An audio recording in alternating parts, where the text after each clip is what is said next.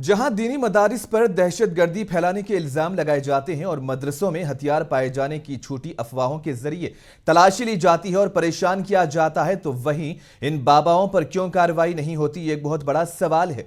माथे पर टीका, चंदन लगाए और भगवा लिबास में ये पाखंडी बाबा देवेंद्र महाराज हैं, जो हाथ में बंदूक लहराते नजर आए। और ऐसा करते हुए ये ना ही मुल्क के अमनो अमान और कानून की पासदारी का गला घोट रहा है, बल्कि गब्बर सिंह के फिल्मी डायलॉग मारकर अपनी औकात बता रहा है। यूं खुलेआम बंदूक के साथ वीडियो बनाकर यह किस बात की तरफ इशारा कर रहा है, इनसे पूछने वाला कोई नहीं। सवाल यह है कि इस तरह के लोग अगर बाबा हैं तो गैंगस्टर किस तरह से होते हैं, क्योंकि उनके पीछे कुछ नौजवान हैं जिन पर इसका क्या असर होगा कुछ कहा नहीं जा सकता। और ऐसे पाखंडी बाबाओं की वजह से हिंदू धर्म बदनाम हो रहा है और मुल्क से भाईचारे की सकाफत भी हर रोज कमजोर होती जा रही है। अब क्या पुलिस ऐसे बाबाओं के खिलाफ कार्रवाई करेगी या नहीं,